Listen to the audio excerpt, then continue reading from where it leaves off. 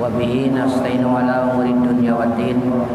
Wassalatu wassalamu ala asyrafil anbiya'i wal mursalin Sayyidina wa maulana Muhammadin wa ala alihi wa sahbihi wa man tabi'ahum bi ihsanin ila yaumil amma ba'd. Jemaah pengajian Masjid Jami' Al-Ikhlas yang dirahmati Allah Subhanahu wa taala dan yang saya muliakan. Dalam kajian yang insya Allah minggu kelima malam Selasa,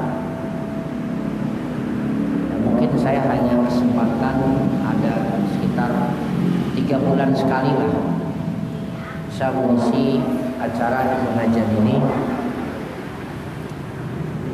Materi yang akan saya sampaikan ini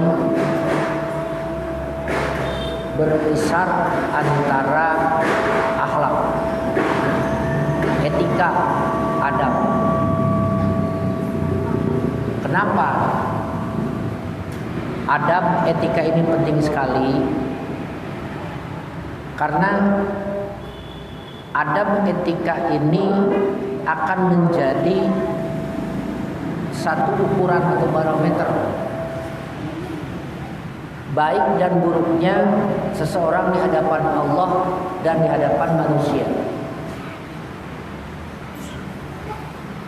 Dengan akhlak yang besar, ibadah yang kecil pun akan menjadi besar. Dengan akhlak yang mulia, dengan ilmu yang sedikit pun akan menjadi mulia. Sebaliknya, dengan ilmu yang tinggi sampai gelarnya pun banyak, tapi kalau tidak memiliki akhlak yang mulia, dia akan menjadi hina. Sekalipun ilmunya banyak. Begitupun kalau kita beribadah kepada Allah, namun ketika kita ibadah kepada Allah yang banyak, namun akhlak kita buruk, maka ibadah itu tidak akan bisa bernilai. Oleh karena itu, hadirin rahimakumullah, ini penting sekali kita berusaha untuk mendapatkan atau memiliki akhlak yang mulia tadi. Ada beberapa sabda Nabi Muhammad SAW yang berhubungan dengan akhlakul karimah. Baginda Nabi Muhammad SAW bersabda, "Ana jaimun baiti fi ribtil jannah liman tarakal wira wa in kana muhiqqan." Hadirin rahimakumullah, kalau kita memiliki akhlak yang mulia, maka akhlak yang mulia itu yang akan mengantarkan seseorang masuk surga terlebih dahulu.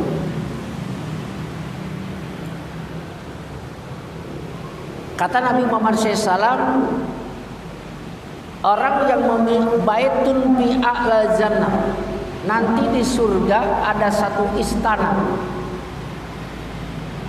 yang begitu megah, tinggi, dihiasi dengan perhiasan emas, permata, intan, berlian. Untuk siapakah itu? Liman hasuna khuluquhu,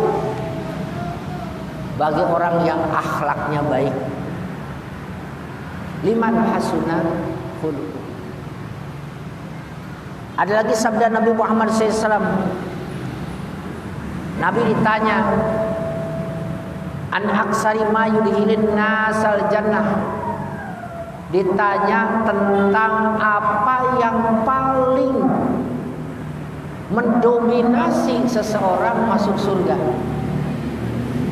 Faqala taqwallah, takwa kepada Allah. Yang kedua, wa husnul khuluq, dan akhlak yang baik. Dua Pak modalnya. Satu takwa. Laksanakan perintah Allah yang utama dan pertama sholat 5 waktu. Syukur-syukur bisa berjamaah terus-terusan. Rukun Islam sholat, kemudian zakat, kemudian puasa. Kalau ada biaya pergi haji atau umroh, itu baru 50%. 50% bahan ataupun alat tiket kita untuk masuk surga. Apa 50% lagi? Wa husnul khuluq, akhlak yang baik. Sekalipun kita rajin sholat ke masjid berjamaah terus, bahkan selalu berada di saf pertama, maghrib, isya, subuh, dari mulai zuhur, asar, maghrib, isya, subuh, tetapi kalau akhlak kita baik, buruk maaf, maka itu belum ada jaminan kita akan menjadi penghuni surga terlebih dahulu. Ya, jadi ini penting. Akhlak itu. Wasuila an aksari ma yudhilin nas ad-daro. Rasul ditanya, Rasulullah, apa yang paling mendominasi seseorang masuk neraka? Kata Rasul, al-famu wal faraju, mulut dan kemaluan. Artinya apa? Ketika orang tidak bisa mengatur lisannya untuk berbicara. Lisan yang kasar, lisan yang kotor, lisan yang jorok, lisan yang menyakiti, itulah yang paling mendominasi seseorang masuk neraka.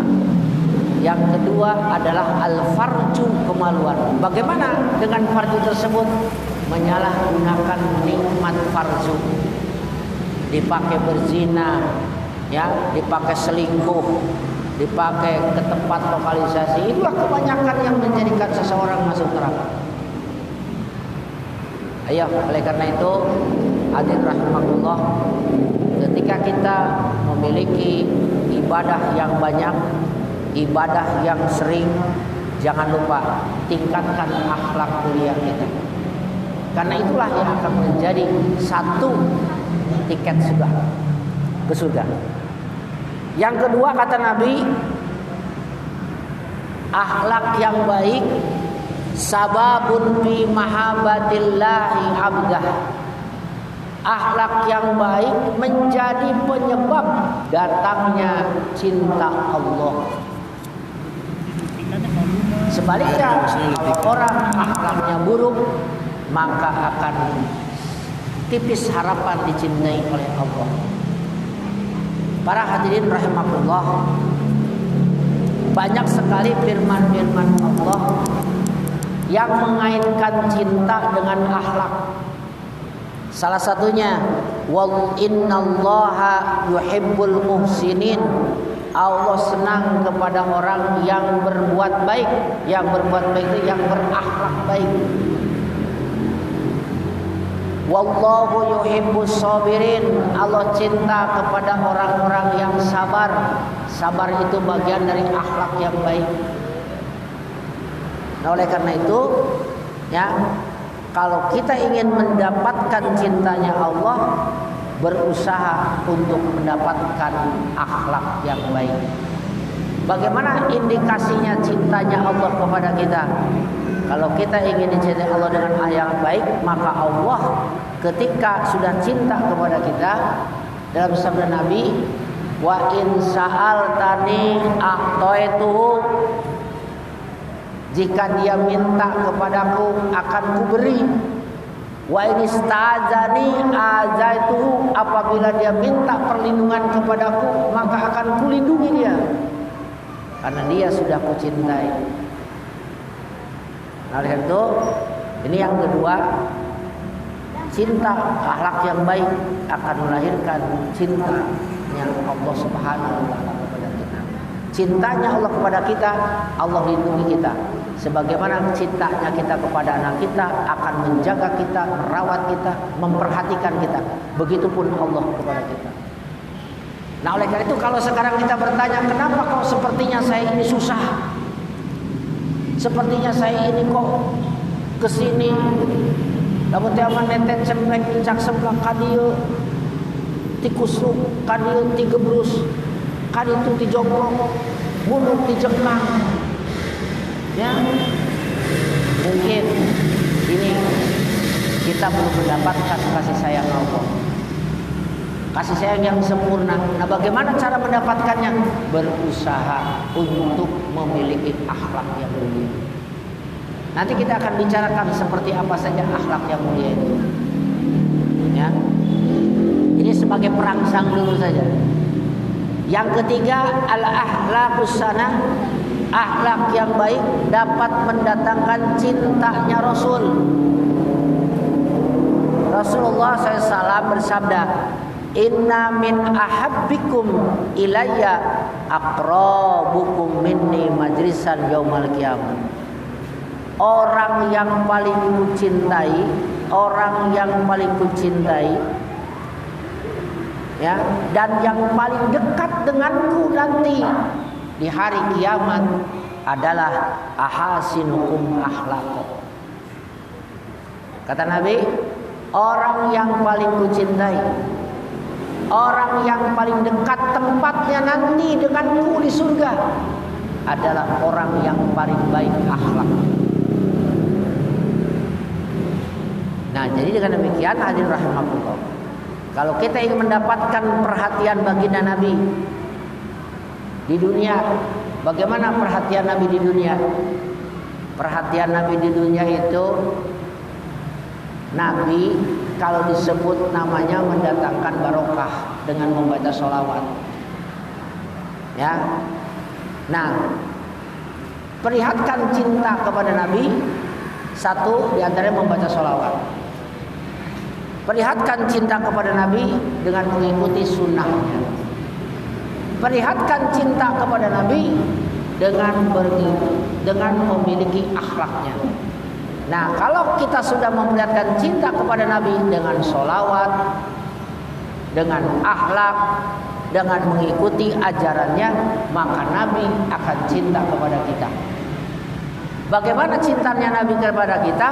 Salah satunya Allah akan memperlihatkan kebarokahan hidup. Saya ulang lagi, bagaimana Nabi membalas cintanya kita di dunia? Allah memberikan kebarokahan hidup kita. Punya harta tidak terlalu banyak tapi barokah.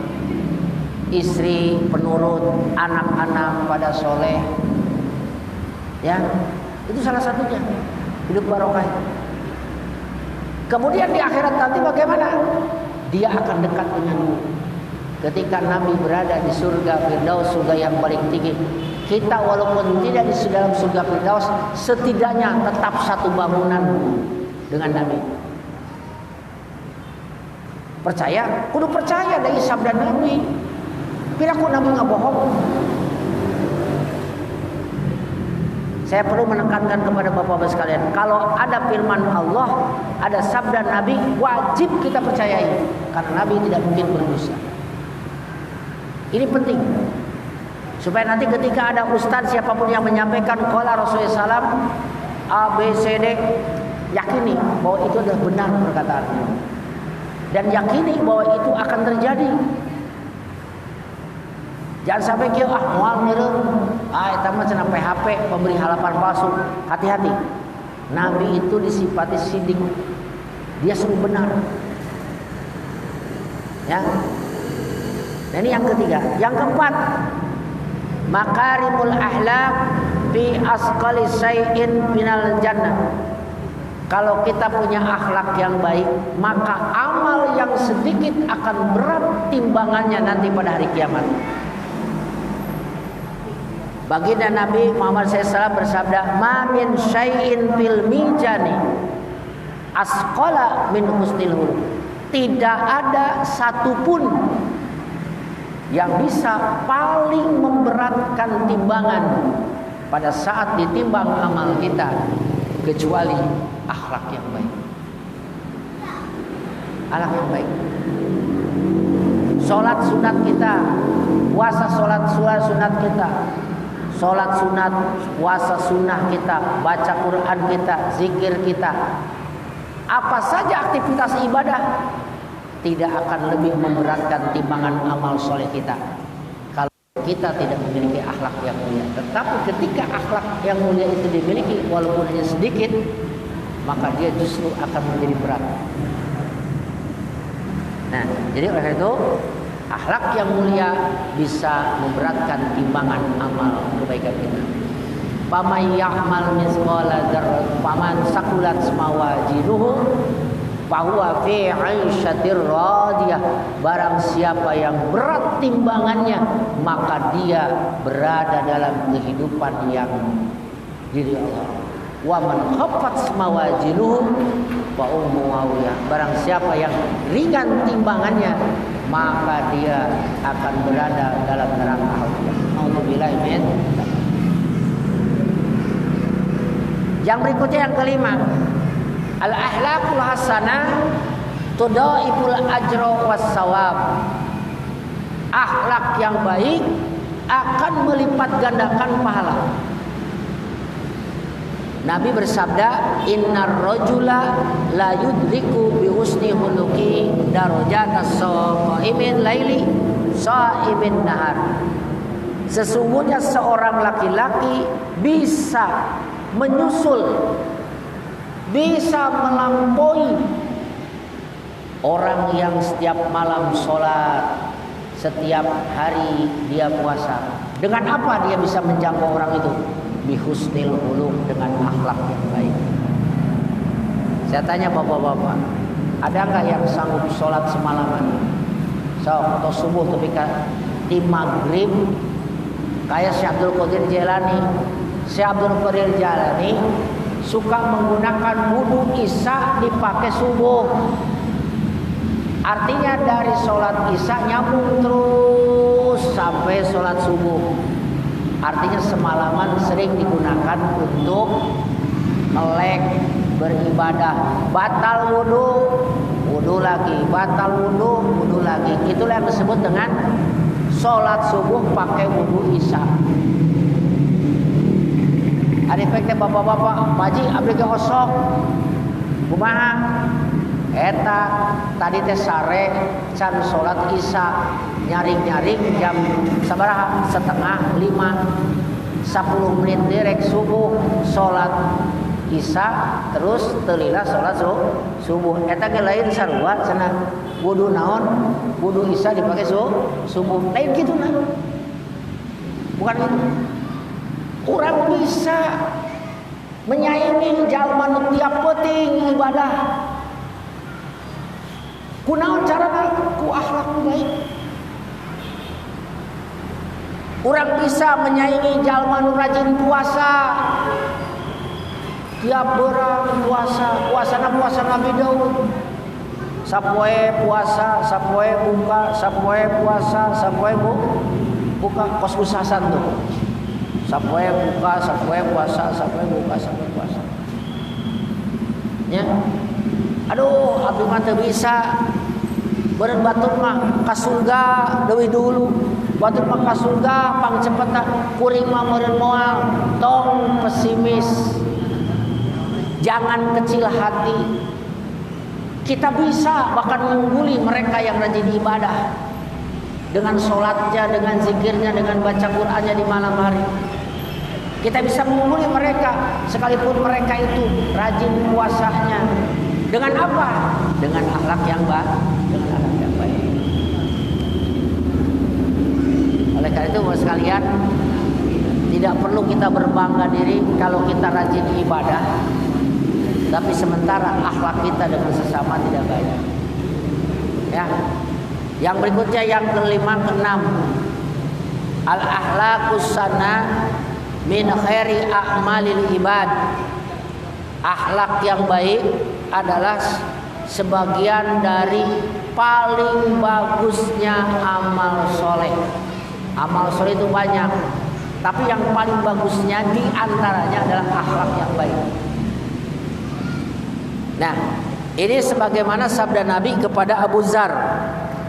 Nabi bersabda kepada Abu Zar Al-Ghifari, "Ya Aba Zar, hal adulluka ala khislataini?" Apakah perlu enggak aku tunjukkan kepadamu dua perkara? Huma akhaffu ala dhuhri. Yang dua perkara itu lebih ringan dipikul oleh punggung.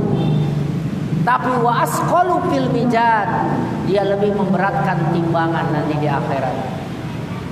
Bala ya Rasulullah, tentu kami ingin tahu amalan apa yang ketika dipikul ringan tapi memberatkan timbangan di akhirat nanti. Kata Rasul, alaika bi husnil khuluq. Pertama, kamu harus memiliki akhlak yang bagus. Yang kedua, watulus sumni. Jangan banyak bicara. Jangan banyak ngomong. Jangan banyak ngobrol. Bicaralah, ngobrollah sesuatu hal yang perlu, bahkan yang bermanfaat. Sekiranya tidak bermanfaat, tidak perlu, lebih baik diam. Karena diam itu adalah merupakan ribuan hikmah. Kata Rasul, "Fawallazi nafsu Muhammadin biyadihi." Demi jiwa Muhammad ada dalam genggamannya, ma amalu khalaik bimislimah. Tidak ada amal makhluk yang sebaik itu. Jadi yang pertama apa? Akhlak yang baik. Yang kedua apa? Diam. Nah ini yang sulit nih menjaga. Dua-duanya sulit. Pantesan akan memberatkan timbangan amal karena dua-duanya sulit. Yang pertama sulit, berat memiliki akhlak yang baik. Yang kedua sulit, berat berbicara yang baik. Pengennya ngobrol, ngaren ngidul, ya itu. Kamu lah barengan bunga bohong, apalagi disertai dengan membicarakan keburukan orang lain, paling nikmat gitu. Ayah kopi, ayah rokok, ayah jahe, oh ayah segala rupa, habis, wah sia-sia. Makanya hadirin rahimakumullah, ya, saya termasuk orang yang salut kepada orang yang jarang bicara tapi banyak bekerja. Banyak guru-guru saya itu jarang bekerja, jarang berkata, paling seperlunya. Sekitar masalah agama baru dia bicara. Kalau hal yang tidak ada perlunya, maaf saja, paling ngasih waktu cuma 5 menit udah keluar. Ya. Kemarin kan saya mengadakan wisuda Abu Silati oleh Kiai Taufik dari Jepara. Dia itu orang yang sangat irit berbicara. Jadi kalau ada orang tua santri datang ke situ, paling ditanya dari mana? Dari Kerawang. Bagaimana kabarnya? Sehat? Baik? Kerawang aman? Aman. Alhamdulillah. Doa, udah silahkan keluar. Udah beres. Semua tamu nilai seperti itu. Kenapa? Karena saking apa? Lisan ini yang sangat paling membahayakan kalau tidak bisa dijaga. Makanya ada pepatah Arab, salamatul insan fi hifzil lisan.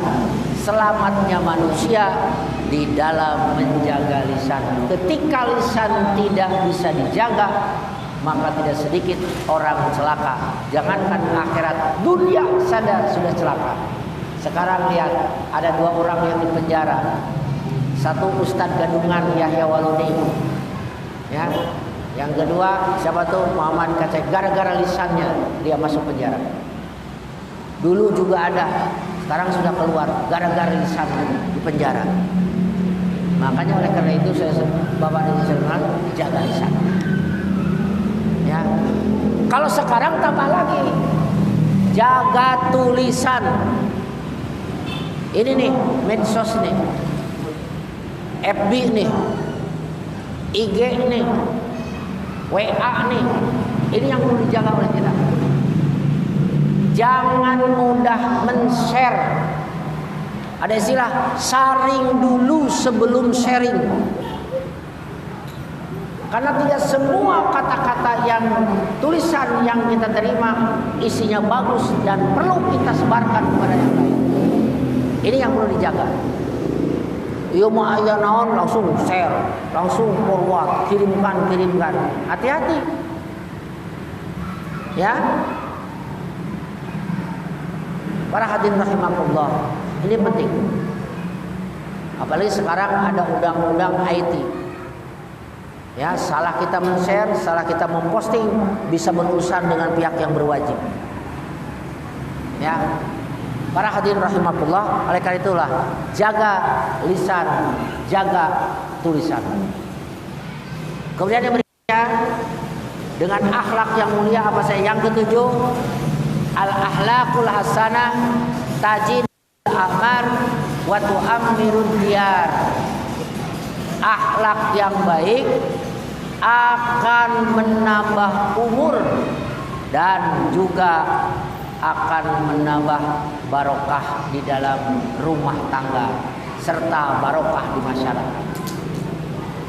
Kata Nabi, husnul khuluq wa husnul jiwar yu'ammiranid diyar wa yazidul fil a'mar.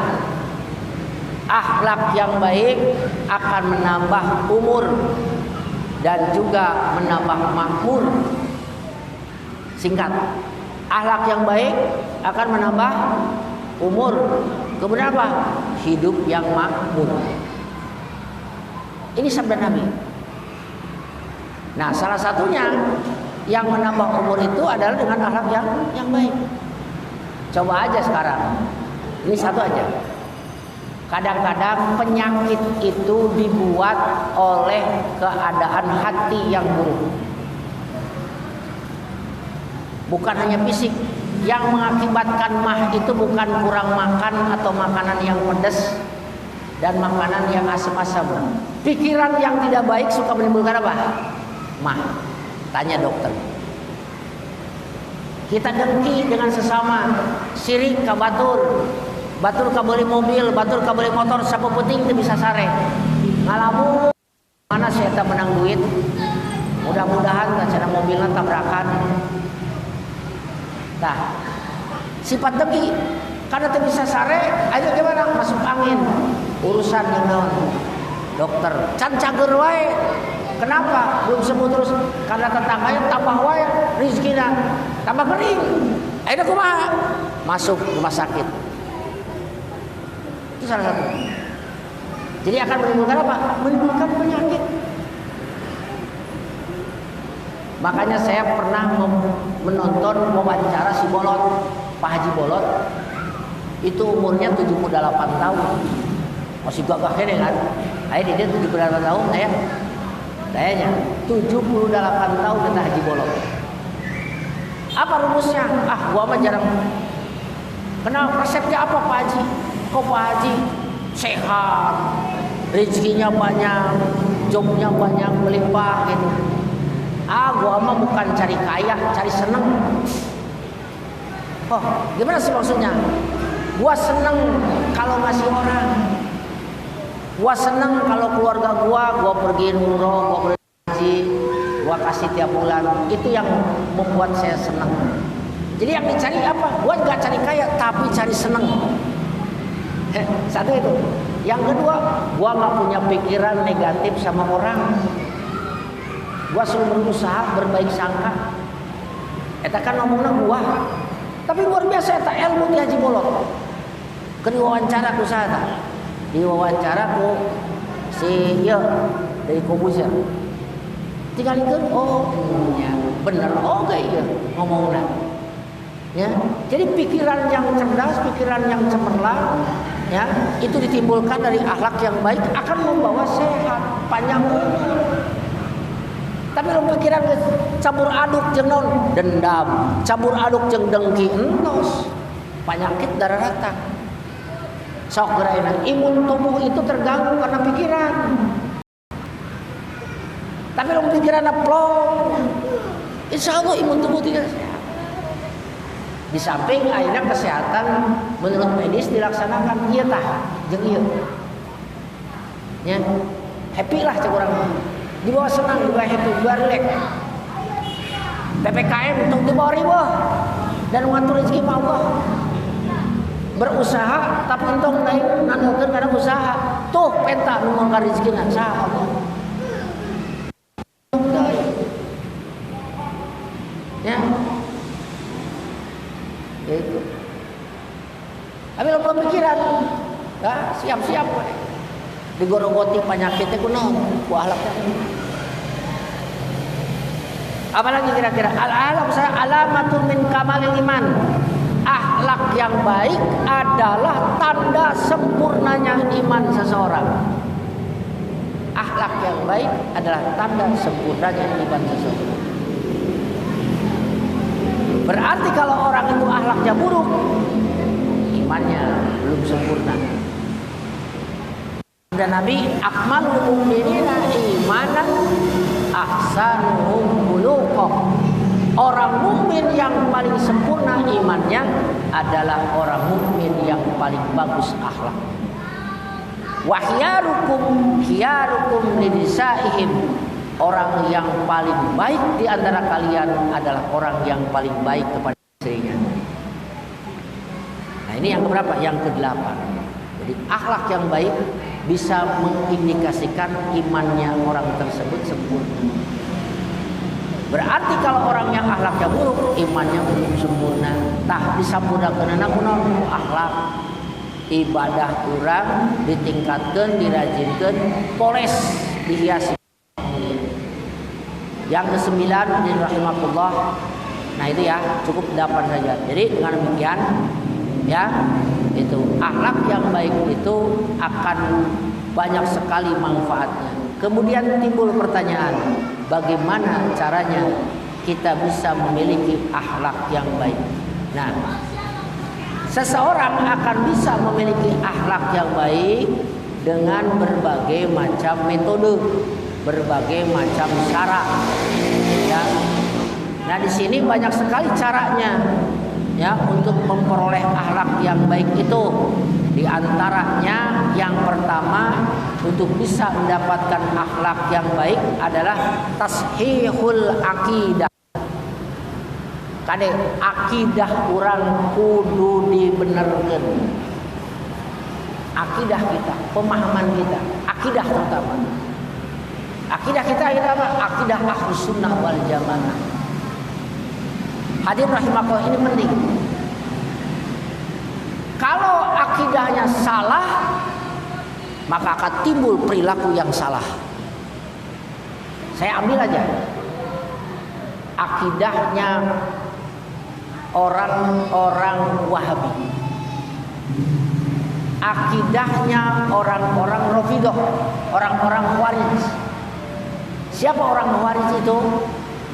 Orang Khawarij punya akidah, salah satunya adalah orang yang melakukan dosa besar itu adalah kufur, kafir, keluar dari Islam.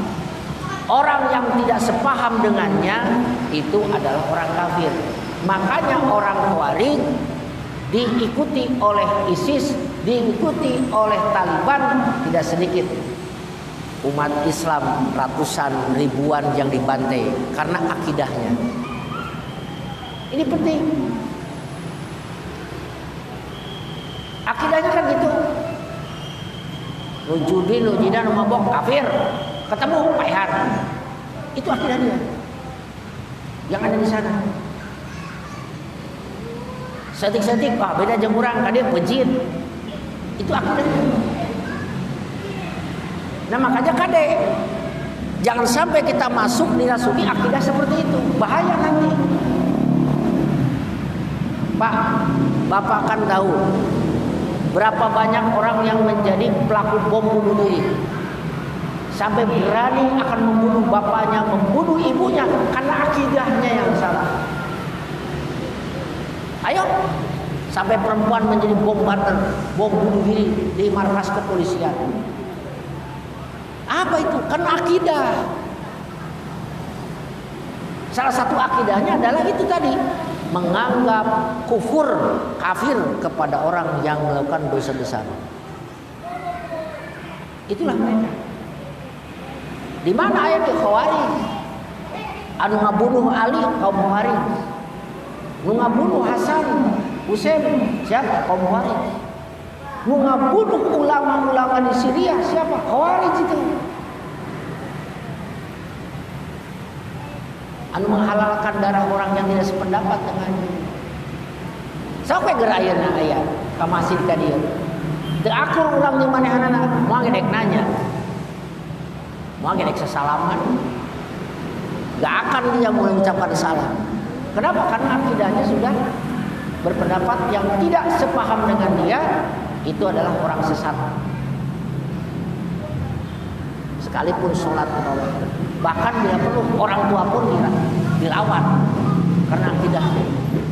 Nah oleh itu Bapak sekalian, saya mewanti-wanti kepada Bapak kalau punya anak, punya cucu dimasukkan ke pesantren, hati-hati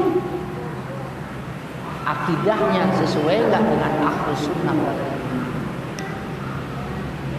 Ya.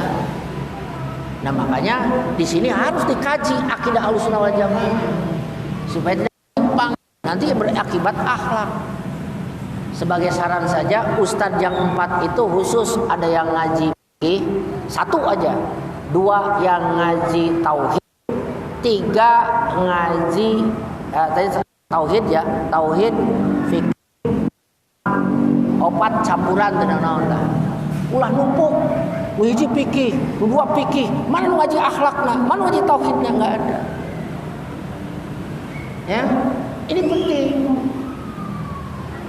Nah sekarang ada di Indonesia orang-orang yang berakhlak seperti itu, berpendapat seperti itu. Kenapa? Karena akidahnya. Makanya penting dibelajari akidah Ahlussunnah wal Jamaah. Bagaimana Ahlussunnah wal Jamaah? Orang yang berbuat dosa besar selagi tidak musyrik, dia itu tetap mukmin. Saya ulang lagi. Orang yang berbuat dosa selagi tidak musyrik, dia itu mukmin. Walaupun tukang judi, mabuk, zina, teu salat tetap mukmin. Lamun maot pandian kapani salatkeun kubur di kuburan orang-orang Islam. Mata kuasa gitu kumaha? Ya urang mah tetap we walaupun dengan orang yang tadi kala biasa beranggulan. Kenapa? Karena bisa jadi orang yang seperti itu adalah sampah yang didaur ulang kemudian jadi barang yang berharga. Ya. Jadi kuasa itu akidahna baik. Jadi memandang orang itu tidak memandang dari kulit, tapi memandang dari rahmah kasih sayang. Ya, ini penting Pak. Ya. Nah sekarang itu banyak sekarang datang ke Indonesia yang akidahnya seperti itu. Akidah Mu'tazilah datang, akidah Jabariyah datang. Ya. Nah salah satunya sekarang masalah pandemi we. Kumaha akidah Mu'tazilah? Akidah Mu'tazilah ya. Akidah Mu'tazilah. Baguslah. Pokoknya mah cenah. Urang lamun hayang setak kudu make masker, kudu jaga jarak, kudu minum imun tubuh, kudu kieu. Nah, itu orangnya seperti itu terlalu berbicara dengan masalah duniawi. Cek medis kudu kieu, nya kudu make masker, kudu jaga jarak, ulah jabat tangan, ulah berkerumun. Kalau hanya mengandalkan itu saja, kita bisa sehat, kita bisa terhindar dari pandemi, itu Mu'tazilah.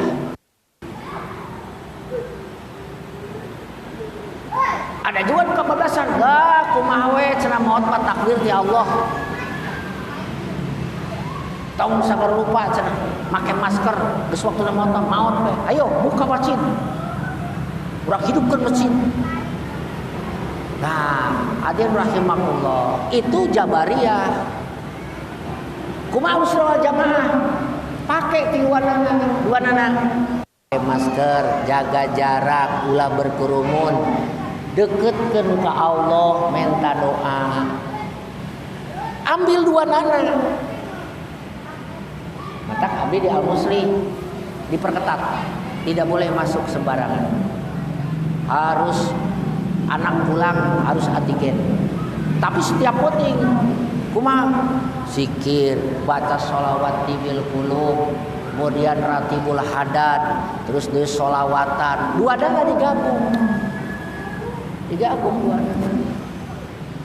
Tangke poe Senin tek vaksin. Vaksin baru vaksin, ayo. Untuk anti vaksin saya mah, mesti vaksin ya kan? Vaksin biasa, ikhtiar. Bari ngadoa ka Allah. Gusti abdi ikhtiar divaksin, sehat mah ku Gusti, mangga abdi nyanggakeun sadaya-daya. Ulah ieu naon saya vaksin, wah.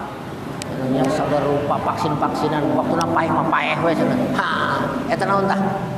Ya. Itu akhirnya rusak. Maka perlu dibenerikeun dua nana diraih. Sok zahir batin usaha.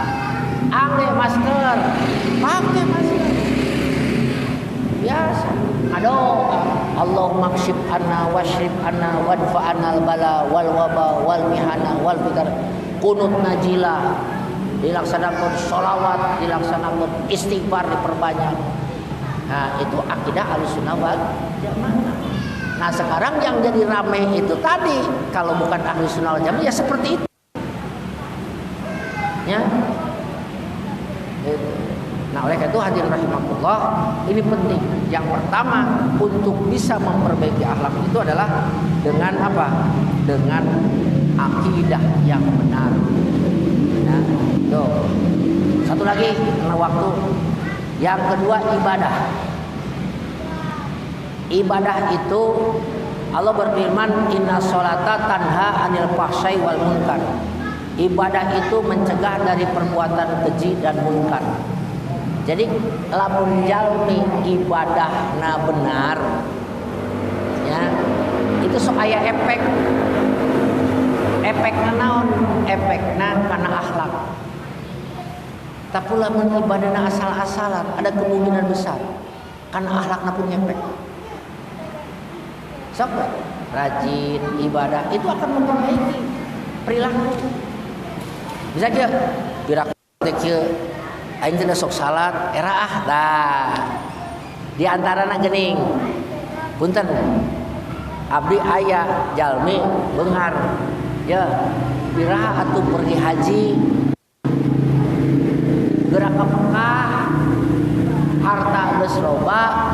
Batul mah geus ka Mekah tuh dulu jeji lain teu hayang saya teh ibadah haji. Saya mah rumasa alak saya goreng kene bisi kasebut haji 2 kali. Haji kos kitu tembung saya mah engke geus bener tah. Jadi sadar bae teh lamun geus jadi haji perilaku kudu kumaha? Kudu berubah. Mungkin tamu berubah teh. Ya, sok geura. Wah, kira gue cerita saya jadi haji nganu hayam kene kan era tah. Jadi jadi pengekang. Kira saya jadi haji teh komo jadi ustaz cenah kieu tah. Jadi ibadah itu bisa mempengaruhi sekarang. Nah oleh karena itu sok ayeuna masjid berjamaah terus isi. Kemudian juga naon ayakeun kegiatan pengajian malam Jumat, ayakeun lagi sholawatan. Itu bisa memperbaiki tak sakit nya abdi mah biasana kuota ngaos di mana-mana oke 45 menit. Mana ngaos maghrib tapi ke isya. Tos maghrib ke isya 45 menit. Ya, dur adzan isya beres we. Sakitu nya. Nanti ke depan kita akan atau bulan kapan lagi adanya ya. Masih lama ya September oh ya November kalau nggak salah ya, November tanggal 29 insya Allah kita akan lanjutkan kajian. Sekian barangkali wallahu muwaffiq ila aqwamit thoriq. Wassalamualaikum warahmatullahi wabarakatuh.